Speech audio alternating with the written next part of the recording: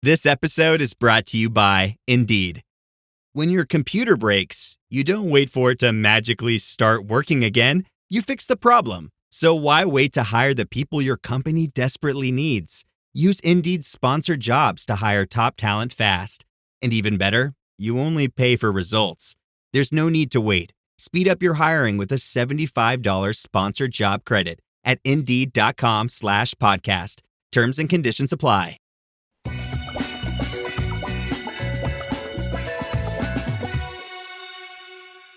This episode was recorded before the heartbreaking mass shootings in Buffalo and Uvalde, so just a heads up that there's a couple of things in our conversation about ecofascism and democracy that might sound a little out of step with the news cycle.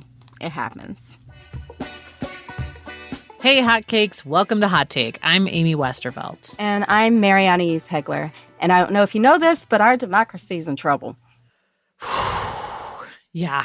I don't know what rock you think I've been hiding under, Mary. But yes, it is. Okay, smartass. It bears repeating, goddammit. And we have the perfect guest today to talk about it, Adam Serwer. Yes, Adam is a staff writer at The Atlantic and might be most famous for his 2018 essay, The Cruelty is the Point.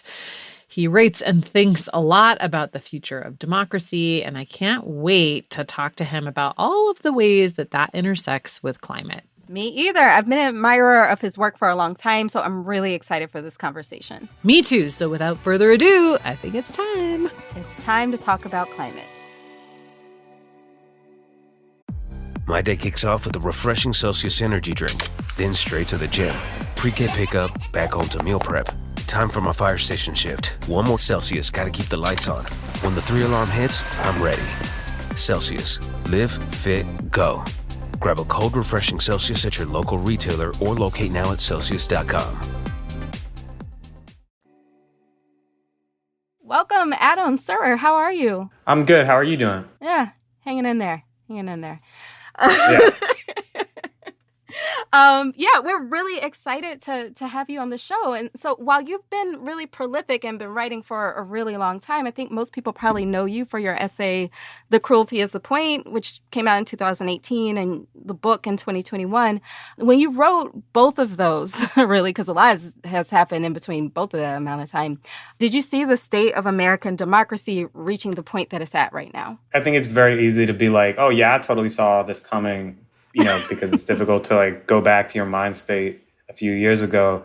But I do think that at least on election night, or, as soon as Donald Trump really started running and was a serious contender, I do think that the risks to American democracy were actually quite clear. I certainly wasn't the only person to see them. I think when someone really starts building a campaign around the exclusion of certain communities from the sort of fundamental rights envisioned in the Declaration of Independence, then I think that's a real risk, because it's something that has happened previously in American history. I mean, American history is a long series of events in which people have earned those rights and had them stripped away. And so when you hear someone talking like that, to me, it was a familiar echo of these previous periods in American history where there had been a backlash to the expansion of American democratic rights to communities that previously had been denied them. And Donald Trump was a manifestation of that. Mm-hmm. Yeah. I gotta say, for me, I think that I expected it to be a lot worse by now than it actually is. I thought we would have a nuclear blast within his first year. So, I didn't think that would happen. I mean, I think, obviously it was out of the realm of possibility given some of his exchanges with Kim Jong-un early on.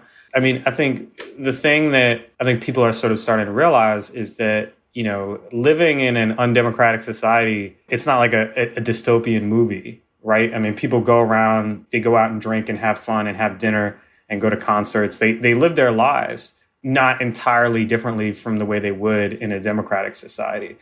The reality is that there's not a switch that flips and everything turns into the Hunger Games.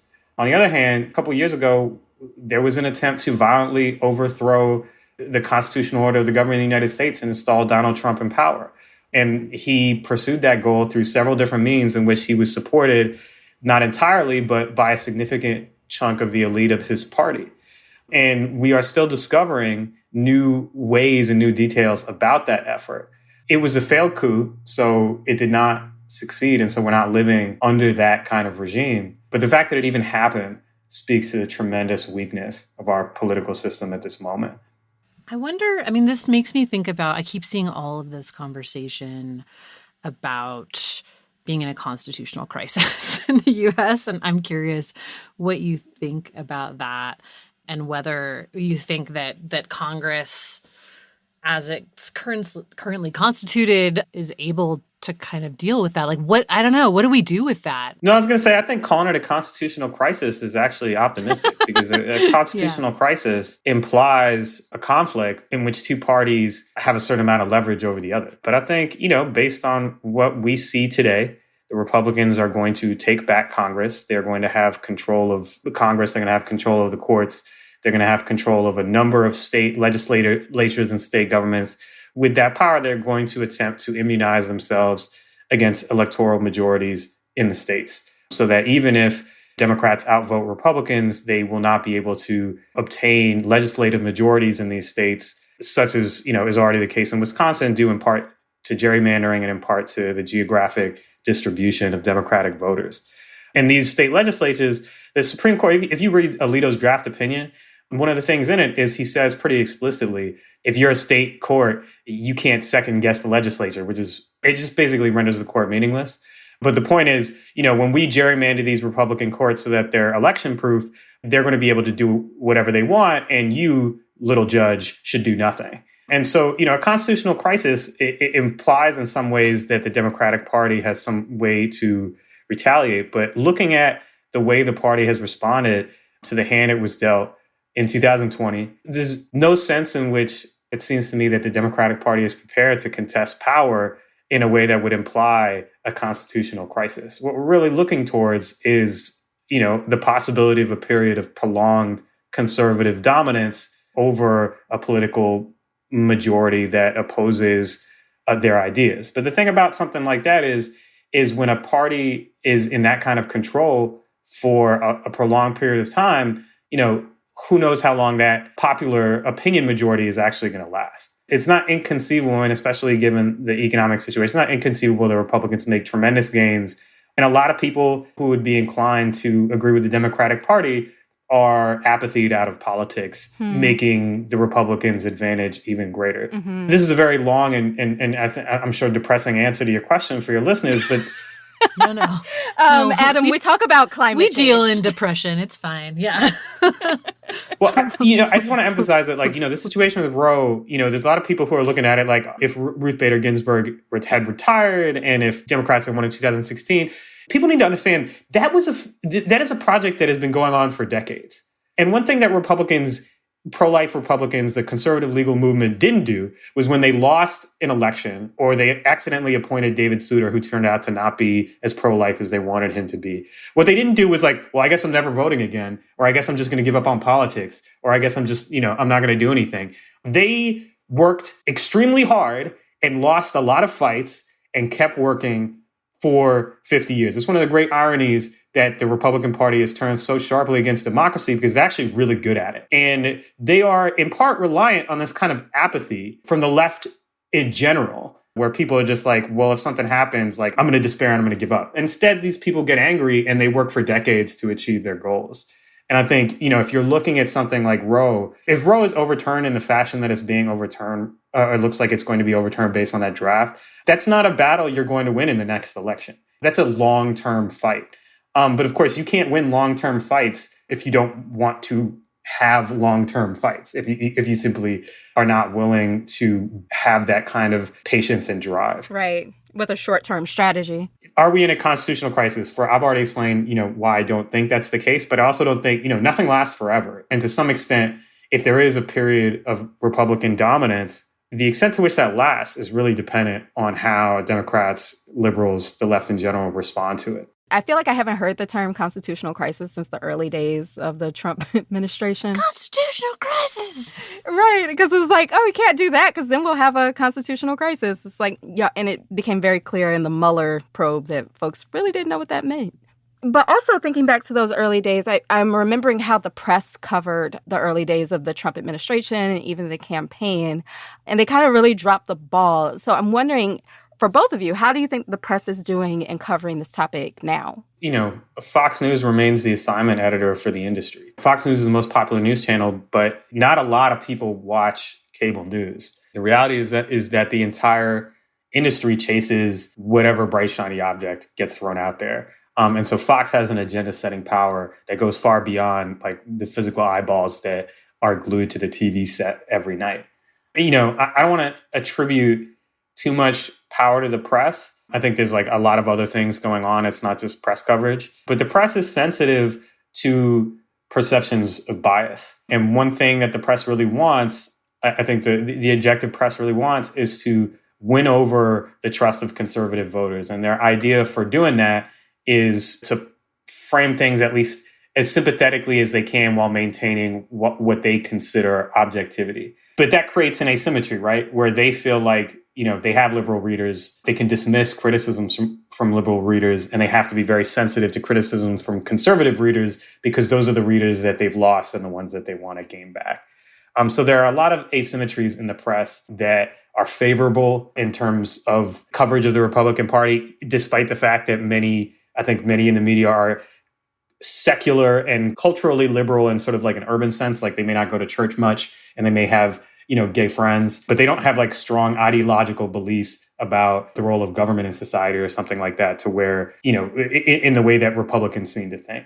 That creates a situation where they are, to some extent, not very sensitive to liberal criticisms because they know liberals will buy the paper anyway, and very solicitous of conservative concerns because they want to win over that trust, which is an impossible task because part of the way the conservative movement works is that its members are part of their identity is not trusting outside sources unless that information is favorable. So conservative politicians, Republican politicians are immune to negative media coverage in a way that Democratic politicians simply are not, because Democratic voters actually listen to what the objective press says about the people they vote for, and they trust their judgments. And so while there's this perception that the media is liberal, that dynamic doesn't actually work the way that I think a lot of conservatives think it works. Again, this is not the entire reason for the situation that we're in right now. I think more than anything else, the macroeconomic situation, the issues with inflation, I think those are the big issues driving the political climate for Democrats. I think a lot of people think Republicans have like a kind of dark magic when it comes to like political issues, and I don't think they're unskilled at it.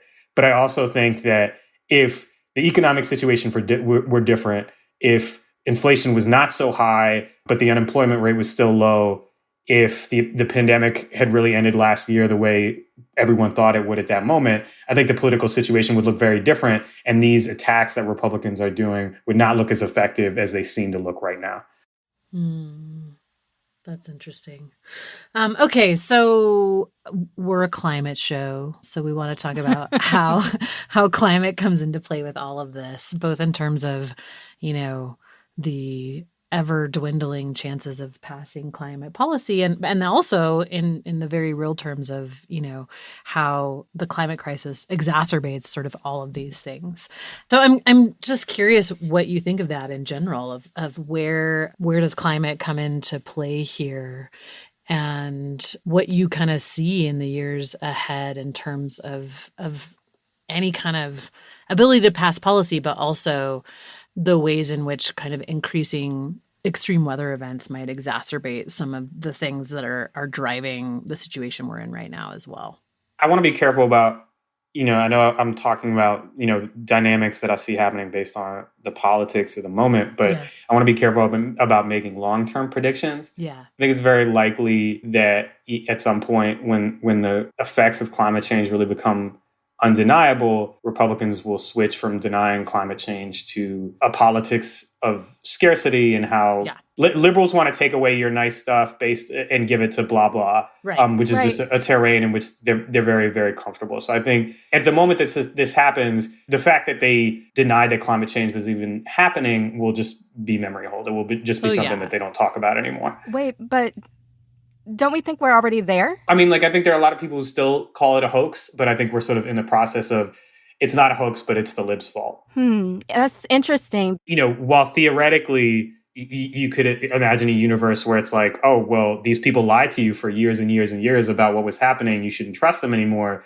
But actually what's just going to happen is they're going to figure out a way to explain that whatever issues you are suffering because of climate change are actually the result of something liberals did. Interesting. Because it goes back to political identity, not to, rational argument.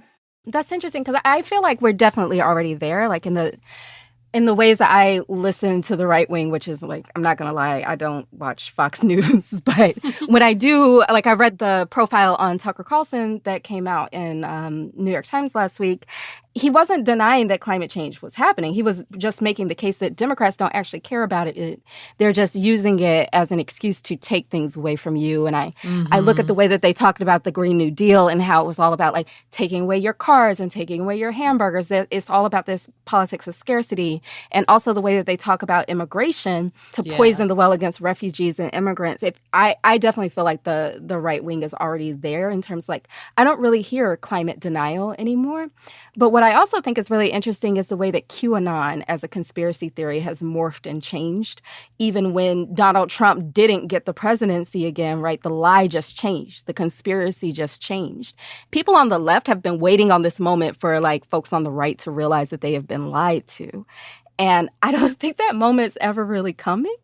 Or if it does, right, and they realize that they've been lied to, they'll just jump to another lie because at the root of all of these lies is really just white supremacy. So I think it's more complicated than white supremacy because having talked to these people a lot, they do not think of themselves in that way. Like there's an ideological vanguard in the conservative movement that is absolutely white supremacist explicitly.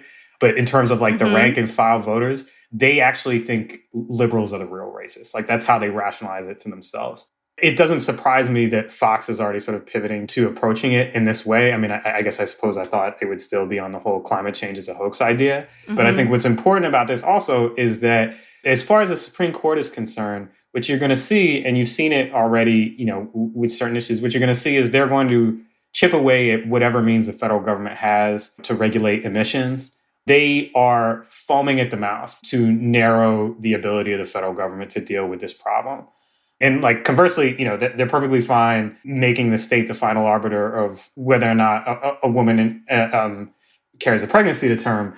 But, allowing the federal government to regulate emissions would be fascism. And that's just their perspective on it. So it's not just that there isn't going to be new policy. It is almost certainly the case that the Supreme Court in the coming future is going to make it harder and harder and harder for the federal government to even deal with this problem using its existing powers. And if you look at the Supreme Court's decision in the vaccine mandate case for workers, in that case, you had like an explicit statute with language about, regulating airborne toxins that they just disregarded because they were like, well, conservatives don't really like vaccines anymore and they don't like vaccine mandates. So actually, like this law doesn't say what it explicitly says. These decisions are going to depend far more on like conservative identity mediated through things like Fox News than they are on like what the explicit language of the law says, what the Constitution says. They're not going to be deciding based on those things, even if their explanations attempt to square their policy preferences with what it says on the page. Yeah, it's interesting. I'm so glad we're having this conversation about democracy because a lot of people say our democracy is a trash fire right now. And did you hear about the circus fire? I heard something vague about it, but I did not. I don't know like the specifics of the story. It was intense. Get it? Oh no. Wow. Poor Adam has That been... is an impressive dad pun. I really should have seen that coming. Wait, back up. Is there a real circus fire? I mean, there could be. It's a climate show. The fires are called all kinds of things. Yeah. When you asked me that, I was literally thinking, oh yeah, there was a fire at a circus. Now maybe that was just my brain tricking me. I was like, oh yeah, but or maybe it was like me like having skimmed some story on Twitter. There is a literal trash fire in India going on right now in the heat wave. So maybe that's what I don't know. I definitely saw like a big news story about a fire, and I was like, I saw something about it, but I don't really know what you're talking about. Yeah, but we throw in dad jokes once in a while to lighten the mood. I'm not against it. I'm a big fan of dad jokes. So look out for that.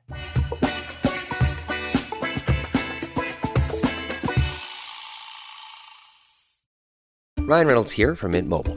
With the price of just about everything going up, we thought we'd bring our prices down. So to help us, we brought in a reverse auctioneer, which is apparently a thing. Mint Mobile Unlimited Premium Wireless. How to get 30, 30, bit to get 30, bit to get 20, 20, 20, bit to get 20, 20, bit to get 15, 15, 15, 15, just $15 a month? Sold! Give it a try at mintmobile.com/switch. Upfront payment of $45 for 3-month plan, equivalent to $15 per month required. New customer offer for first 3 months only. Speed slow after 35 gigabytes if network's busy. Taxes and fees extra. See mintmobile.com. Hey, Fidelity. How can I remember to invest every month? With the Fidelity app, you can choose a schedule and set up recurring investments in stocks and ETFs. Oh, that sounds easier than I thought. You got this. Yeah, I do. Now, where did I put my keys? You will find them where you left them. Investing involves risk, including risk of loss. Fidelity Brokerage Services, LLC, member NYSE, SIPC.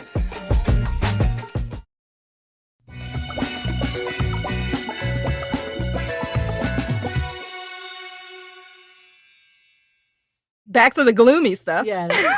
Yes. So the fact that climate action has taken this long to pass, even with the vast majority of Americans supporting it, I feel like that's evidence that we don't live in a democracy and never really have. So if Joe Manchin has the power to single-handedly torpedo climate action, how is this a democracy? I'm going to dissent from the view on that. Like, look, I don't like the Senate, but the Senate exists. And it speaks to a specific structural issue in American democracy, which doesn't mean it's not a democracy. But the issue is that extractive industries are very powerful in the United States, especially on like a state level. Like if you represent a state that depends on extractive industries for jobs, then you as a representative of that state are going to be solicitous of that industry. That is part of democracy. I mean, I'm thinking about, a lot of people got mad at me for this, but this was like the debate in 2020 when, Biden was asked something about Texas and energy. And he was like, we're going to have to phase out the oil industry, something like that. That really hurt him. I live in San Antonio, which is like sort of the beginning of South Texas. South Texas there's border industry and there's extractive jobs. In November 2020, people were looking at how the Rio Grande Valley had trended so strongly Republican. And those were two of the big reasons why. I mean, I think the filibuster is certainly an undemocratic rule, and I would like to get rid of it. But the fact that Joe Manchin, who represents a state that relies on extractive industry and has lots of jobs in extractive industry and is solicitous of those concerns, I'm not sure that in itself is a threat to democracy. It's bad for other reasons, if that makes any sense. I think it's a little different from, say, like the Electoral College, where you can have like an explicit majority of citizens who vote for one guy and then the other guy wins the election. Yeah, that makes sense. I feel like the partisanship of the Supreme Court is a bigger problem on the democracy front too. Well, it's representative of the thing we just discussed. I mean, if there's no Electoral College, if Gore gets elected in 2000, or, Hillary Clinton gets elected in 2016, we're looking at a very different Supreme Court. Right. There are very few justices on the Supreme Court who are appointed by a president who won the popular vote. And that's one of the reasons why it's so unrepresentative of public opinion. Yeah. Yeah. I know that we talked earlier about how these are big problems, and also that like all the things that we're seeing now are the result of a sort of decades long project, right? That's not going to go away in one election cycle. But I'm curious what you think about the idea that, the U.S. is headed for civil war, or there's going to be some kind of uprising, or we're going to be living in a fascist dictatorship. Any of those things that you see people saying on Twitter. Like, do you think that this is the sort of layered crises that we're facing right now are things that can resolve peaceably? What do you think the likelihood is of that? Yeah, I mean, I think unless a Democrat wins the Electoral College and loses the popular vote, I think violence is unlikely. Mm-hmm. I think, however, that the American tradition of unfreedom is one of, semi-competitive authoritarianism. Like, I think it's possible that we could be living in a democracy where, for all intents and purposes, one party is in control for long periods of time and in most of the country. And where people, like I said, people can live in a state where, Democrats might win more votes than Republicans, but the state legislatures and representatives will not be representative of those majorities. And I think for at least the near future, that is going to mean that these representatives do not reflect public opinion. Is there going to be a massive backlash to this? I think the Democratic Party is entirely too reliant on inertia. They think if we do something popular, then we're not going to get in trouble for it. Or, if the economy is good, then we won't have to engage the Republican Party on their attacks on public goods like public schooling. But the truth is that you have to actively fight this stuff. And to the extent that there's going to be a backlash to a situation where the people who are in office are unrepresentative of the electorate of the United States, what happens there is people's subjective decision. They have to decide they want to do something about that. And I have yet to see the kind of reaction that would lead me to believe that there is going to be a kind of massive backlash over the long term that might actually make the kind of necessary structural changes to American politics to make it more democratic. That doesn't mean it won't happen. I don't see evidence of the kind of movement that would need to emerge against this that would actually make those changes. You can really almost see the opposite, that Republicans are far more motivated than Democrats. And so, again, this is just right now. Things change. Things are really unexpected. I doubt many people in 2012 thought that, watching Barack Obama make fun of Donald Trump, assumed that Donald Trump would be sworn in 2016. Things can change really fast. But I do not see a movement on the center left that is effective or capable of dealing with the problem that is emerging. I'm not even sure what that would necessarily look like. I just think we don't see it, and that's reflected in the political situation that we're currently in. I wonder, we talk about climate as a global problem all the time, but I think that this, some of the things that we're seeing in the U.S. on the political front and on the democracy front are pretty global trends too. And I'm curious what you're seeing on that front in terms of, Bolsonaro in Brazil and not quite Le Pen in France, so that's good. But it's just something that we're seeing everywhere. She's not gone away. Yeah. Le Pen was beaten soundly, but she also did better than she did the last time. Exactly. And the last time she did better than she did the last time. Right, exactly. So this sort of creeping, authoritarianism seems to be happening in lots of places. And I don't know. And the fact that it's happening at the same time that the climate crisis is worsening and there are resource issues and natural disasters and refugee crises and all of these things, just, I don't know, it seems like a heady mix.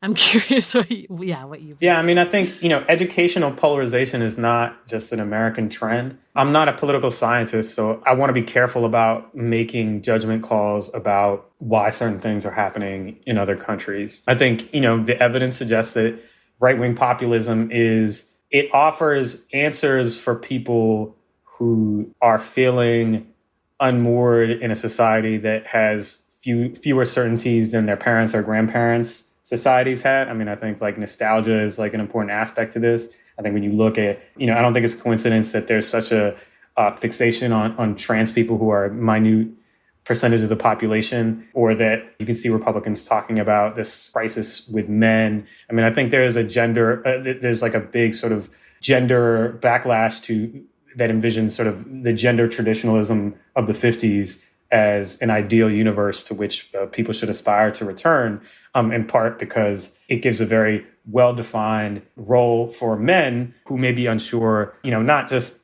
conservative men, but men in general who may be unsure about their role in a society where gender is a lot more fluid. And I think that's something that doesn't just appeal to men. I think it actually appeals to a lot of women as well. I think there are a lot of women who prefer their men to be manly in a particular way. So I don't think it's just like a bro backlash or whatever.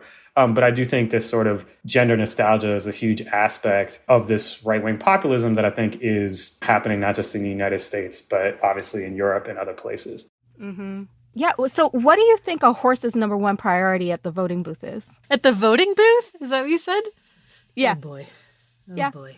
1, 2, 3. A stable economy. Oh. You know, I was like sitting here thinking it wants to be a shoe-in, like what, horseshoes, like hoof. I was like, you know, saddle, like what I really should have thought of stable. That's my Stable fault. economy. So good. So good.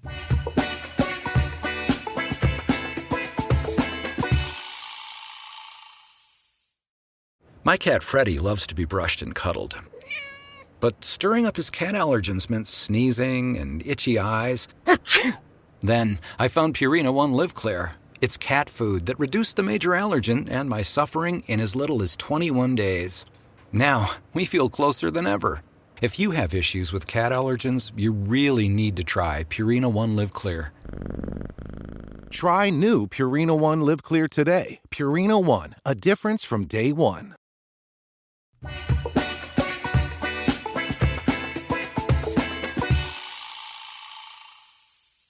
So one of the most overlooked elements of the democracy crisis is how it's influenced by the climate crisis.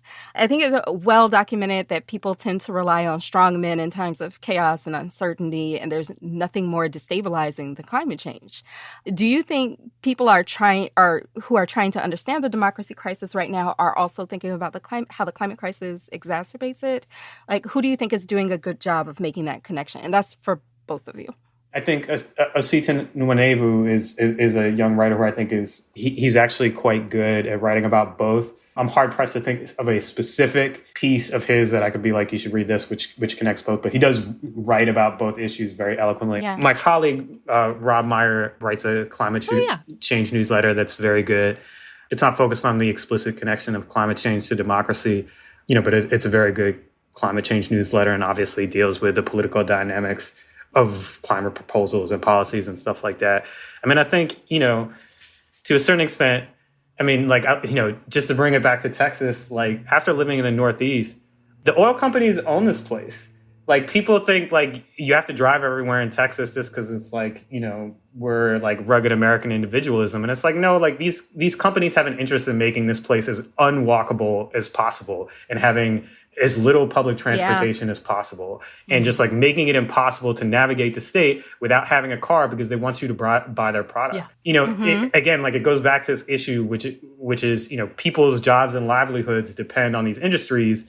And then those industries use the power that they have to basically prevent any kind of mitigation efforts for these issues that seem that they are far in the future, even though they are not, because they have a profit motive. That is a genuine democracy problem. Mm-hmm. I think, to some extent, when you have a unionized workforce, even though a union may have like a similar motive in terms of wanting a particular industry to do well, I think unions in general can function as an effective check on corporate power. But I think in general, like one of the biggest issues is that these companies have a lot of power. They have a lot of sway over, basic infrastructure questions. And it is possible for them to put the issue of climate change out of people's minds as something that they're not going to have to deal with until later, even though that's not true, even though your listeners, of course, know that's not true.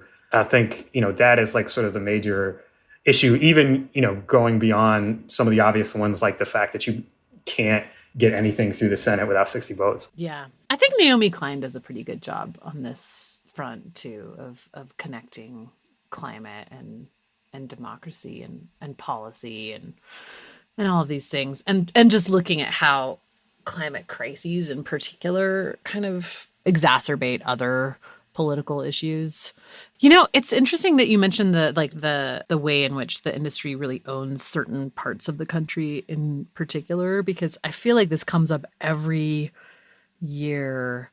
Well, every time there's an election, it comes up around Pennsylvania and whether or not you can talk about regulating fracking in Pennsylvania. And there again, it's like, I think the latest poll showed something like 70 to 80% of people there are in favor of some kind of regulation, mostly because they've had some kind of personal issue with like water being contaminated or property values going down or whatever. But yet the state politicians and the industry are so entwined that like doesn't seem to matter what the public wants, which I feel like is a recurring theme in this conversation. I don't know. I guess what do we do about that? Like, how can the public sort of regain some voice in this system? Is it getting rid of the Electoral College? Is it community level stuff, state level stuff? There's a start. I mean, I think obviously the Electoral College makes the manner of electing the president more democratic. But I think like the problem, as you pointed out, it's not just a national problem, it's a local problem. I mean, like last year we had this big freeze in Texas. And, I was sitting here in the middle of my house with my 2-year-old daughter, and it's 50 degrees in the house in Texas. And like it was like this insane discourse about how the big problem was that the wind turbines froze. But that wasn't the issue. The natural gas pipelines froze. And then when it came time to be like, let's make sure that we get these companies to actually winterize their systems so that this doesn't happen again, all they wanted to talk about was wind turbines because they wanted to deflect attention to extractive industries. These companies didn't necessarily want to spend the money to winterize their stuff, so they wanted to change the subject. Like, I'm genuinely not sure how you deal with that problem because it's not just cigar chomping executives in a back room. Right. It's like all these people who have jobs working for these people who are just like trying to feed their families. Mm-hmm. That's a much more difficult problem. And to some extent, I'm not sure how much you can deal with it without like a fundamental shift in like what employs people in a given state. Right. So like, when people talk about the green transition, it's important in another way in that people are not reliant on these industries for their livelihoods. They can have good jobs doing something else. And therefore, these industries have less sway over the democratic process, both in the inside game and in the outside game. Yeah. I can't hear you talk about the Electoral College and talk about like all these different ways that people are employed by the oil and gas industry without also thinking of slavery. Because I also live in the South. I live in New Orleans, and I see these oil refineries and how they're like situated just like plantations used to be, like almost in the exact same places. So I think in a lot of ways, the climate crisis and the hollowing out of our democracy could have been averted if we created an actual democracy after the abolition of slavery, or, maybe with the founding of the country, or maybe not founded the country at all, because that's colonialism. But anyway, do you think we'd be in this increasingly dire climate crisis if Reconstruction had been successful in reshaping democracy and society? I don't know. I can't really answer that question because the issue is, democracy doesn't always produce the ideal outcome. Mm-hmm. In some cases, maybe we would actually be dealing with the climate crisis better if we were a dictatorship, because then you wouldn't have to, there would be one guy who would tell everybody what to do. That's obviously not ideal. Mm-hmm. Nobody wants that. The point of democracy is that people have a say. And sometimes, and when people have a say, sometimes they make the wrong decision. And so, it would be better if Reconstruction had not failed, if we had a more representative democracy, if the Electoral College didn't exist. But it's not clear to me that if all those things were true, we would also have the optimal policy outcome. Yeah. I don't think it necessarily follows. Sometimes people make bad decisions. People are flawed. They don't always do the right thing. Yeah. Well, I mean, I'm going to take the liberty to also take a crack at this question. So I'm of the opinion that in order to have the fossil fuel industry become as strong as it became, you had to put that fossil fuel infrastructure somewhere, and it's deadly at the site of it. That meant you had to put it near people who didn't have a lot of power. That meant you had to disenfranchise people. Mm-hmm. So I'm of the opinion that if we had had a representative democracy, you wouldn't have been able to do that. And I'm also of the opinion that, like, if money had been kept out of politics, when climate change became apparent as a problem decades ago, the oil and gas industry would not have been able to poison our political system to prop itself up. And so I'm also of the opinion that, like, in order to dig up oil all over the world, you had to have oil colonialism. And that meant you had to think that certain people's lives didn't matter. And you had to structuralize white supremacy in the way that we have both here and around the world. So, yeah, I don't think we would have had the climate crisis the way that we do today. Like, the United States is not the world, and the Industrial Revolution didn't even start here, started somewhere else. So that's not to say that everything that happened here would have influenced the world the way that it does today. But I just don't think it would look the way it does. And I think there's a very good chance we wouldn't have the climate crisis. I don't know. Amy, what do you think? I don't know. I mean, the point you made about like being able to site fossil fuel infrastructure in places where people don't have power is really key because that's really tied to that's obviously true. Yeah, like that's really tied to what we were just talking about, right? Is that then because it's not just the infrastructure, it's also that then those are the companies that people in those places work for. So you have the people who are most directly impacted most immediately, who have the most kind of grievances with the company, are also reliant on that company. I think my only hesitancy is just whether or not Reconstruction working would have stopped that, because I'm just not sure. I'm not sure that, like, I certainly would like to have seen what would have happened had Reconstruction worked. I'm not at all saying, it doesn't matter, but I'm just not sure what system would give people the power to fight capitalism, I guess, is what we're talking about. I think Mary makes a very compelling argument that the structure of fossil fuel industry in the United States took a particular shape because of the nature of racial capitalism in the United States. Yeah. It's also possible that a more social democratic type system, one with stronger organized labor and other countervailing forces, might have limited the ability of the fossil fuel industry to have the influence it has over our politics. I think, that's a perfectly fair argument. I'm skeptical that it would have eliminated the problem only because, as Amy suggests, like if we have a fossil fuel industry and we have, cars and airplanes and all this stuff, there's no way to sort of avoid the fact that that industry is going to be influential. It's possible that the racial stratification that you've observed and are talking about, which is very real, it might not have been in the same way, and our society might have been able to deal with it better for the reasons that you described, but I'm not sure that we would have avoided this problem altogether. Yeah. I mean, I definitely, going back to the idea of like maybe a dictatorship would have been better. What concerns me about dictatorships is like... Let me just say, I'm not saying it would have been better. Adam Serwer wants a dictator. Adam Serwer, pro-dictatorship. Breaking. Theoretically, hypothetically, in a system where you don't actually have to consider the needs of stakeholders, you could be more decisive. But the point is that, democracy has other virtues that are more important than that. All right. Anyway, now that we have a disclaimer and everybody knows that I'm not, proposing a dictatorship, please continue. Sorry. But I do like, my instinct is that you can't have climate justice without democracy, but you can have climate action. And you wind up in a situation where China, they have, slave labor making solar panels and things like that. So I do think it's really critical to save our democracy, to save our planet, and to save democracy, period, not just here, but around the world, and to create it where it doesn't exist if we actually want climate justice. Because either way, like what we want is a livable future, not just a stable planet, right? Like I think that it's impossible to get back the old world that we had before, but it is possible to make something better. And that's what I think of as the goal. Yeah. Yeah. So I have a question, Adam. Why did Eminem prefer the Johnson & Johnson vaccine? This is Amy's first dad joke ever. This is history right here. I give up. Why? Wait, I don't get it. You only get one shot. Do not miss your chance. You only get one shot. M&M. You know the when song, you said M&M's, I thought you meant the candy, not the you rapper. only get one shot. Do not. But that's good. No, I like it. I'm so proud of you.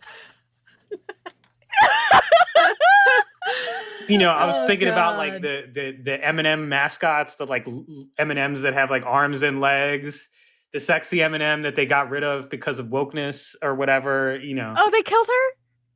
She's the dead? sexy M&Ms. I don't know if that actually happened. It's like what Oh my God. kind of a society are we living in where like people don't want to have sex with a candy mascot? I mean, it's really political correctness run amok. I don't know. Tucker Carlson warned us that it was going to happen. That's all I know. I am so glad I missed this moment. I'm so glad I missed this. Oh, yeah. There was totally a thing, by the way. There was totally a thing about the green M&M not being sexy anymore. I did not imagine that. It seems like a fever dream, but it was real. We have seen so many strange moments over the past 4 years. Oh, my God. Or 6. That was real. That's not a dad joke. That's real. Yeah. By the way, do not Google green M&M. Do not? Do not see what comes up when you do that. Okay. I am absolutely going to do that right this minute. Oh! I warned you. I said, don't do it. And I did it. Listeners, do not do this. Trust me, you cannot unsee what you see when you Google it. No, I saw it, so you guys need to see it. So Google it. The internet is a dark place. It's very much so. Oh my gosh. But anyway, well, thank you so much for having this conversation with us. Thank you so much for having me. Thank you for talking to me, letting me rant, for the dad jokes. Sorry, I Kazammed myself into a false memory on your show. No worries. Very good. Very good. Awesome. Thank you so much and have a good rest of your week. Thank you. Take care. Hot Take is a Crooked Media production. It's produced by Ray Pang and mixed and edited by Jules Bradley. Our music is by Vasilis Fotopoulos. Thamali Kodakara is our consulting producer. And our executive producers are Mary Anais Hegler, Michael Martinez, and me, Amy Westervelt. Special thanks to Sandy Gerard, Ari Schwartz, Kyle Seglin, and Charlotte Landis for production support, and to Amelia Montooth for digital support. You can follow the show on Twitter @RealHotTake, sign up for our newsletter at hottakepod.com, and subscribe to Crooked Media's video channel at youtube.com/crookedmedia.